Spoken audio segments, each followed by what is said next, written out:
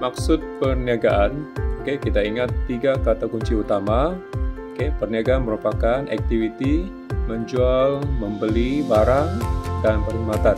Ingat kata kunci jual, beli, barang bagi memenuhi KNK ataupun keperluan dan kehendak pengguna dengan tujuan memaksimumkan keuntungan.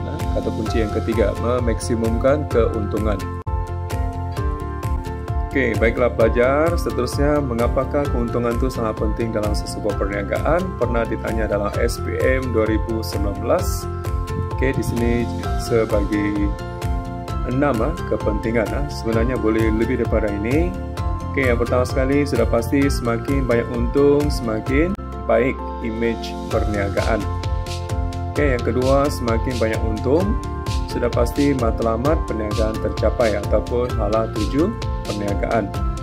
Yang ketiga, sudah pasti dapat mengembangkan perniagaan, semakin banyak keuntungan, sudah pasti dapat meneruskan perniagaan, dan seterusnya dapat menarik pelaburan asing ataupun pelaburan yang baru.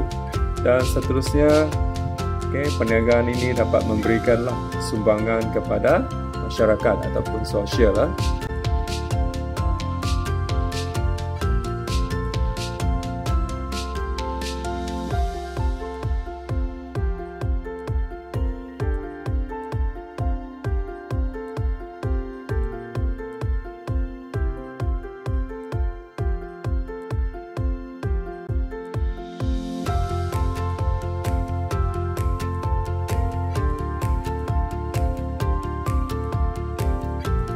Jelaskan konsep kontrak perniagaan dalam sesebuah perniagaan. Jadi di sini kita highlight 3 kata kunci.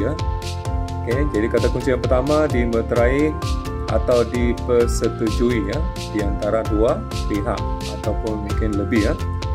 Kata kunci yang seterusnya, mestilah berdasarkan Akta Kontrak 1950. Dan kata kunci yang ketiga, tujuan kontrak ini adalah untuk melindungi hak pengguna ataupun pembeli. Sebagai contoh, kontrak sewa beli.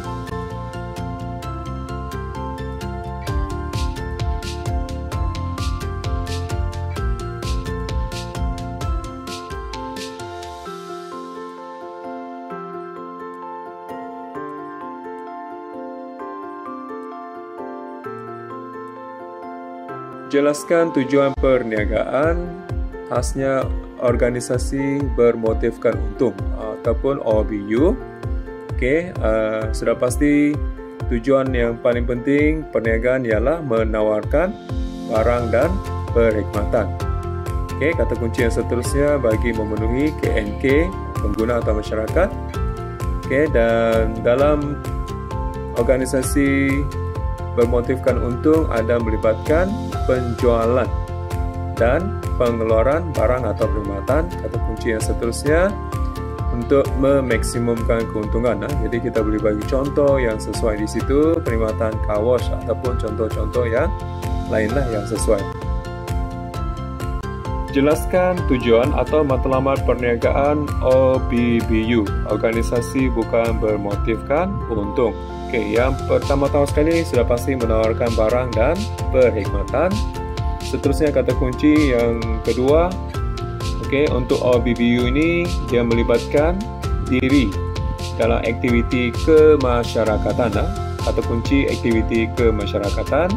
Dan seterusnya sudah pasti membantu golongan tidak berkemampuan. Kata kunci tidak berkemampuan. Contohnya mungkin kita bagi tahu pusat jagaan orang buta Tuaran, Sabah. Ataupun contoh-contoh lain yang sesuai yang melibatkan kebajikan. Seterusnya kata kunci menjaga kebajikan masyarakat. Contohnya, jika berlaku sesuatu musibah, pihak ataupun OBBU ini akan memberikan bantuan makanan kepada mangsa gempa bumi ataupun mangsa banjir, contohnya. Dan seterusnya, OBBU ini juga sebenarnya memenuhi keperluan awam ataupun masyarakat. Pernah keluar dalam SPM 2018 dan 2022. huraikan 3 kaedah OBBU, Organisasi Bukan Bermotifkan Untung, SPM 2020. Okey, jadi kalau huraikan, calon kena bagi 3 fakta, 3 huraian dan 3 contoh yang sesuai dan biasanya dapat 6 markah lah. Jadi untuk kaedah OBBU ini dia ada 3 kaedah. Yang pertama, jualan pada harga di bawah kos. Okey. Jadi apakah huraian dia? Harga rendah daripada kos barang ataupun perkhidmatan yang dijual. Ataupun calon boleh menulis subsidi. Contoh minyak, petrol. Okey, kaedah yang kedua secara percuma. Huraian di sini barang atau perkhidmatan diberikan tanpa dikenakan bayaran. Contoh bantuan pakaian kepada mangsa banjir di Kota Belud. Dan seterusnya, kaedah yang ketiga jualan pada harga kos. Okey, huraian di sini barang atau perkhidmatan dijual tanpa keuntungan. Contohnya benih pokok durian diberikan kepada peserta koperasi pada harga kos.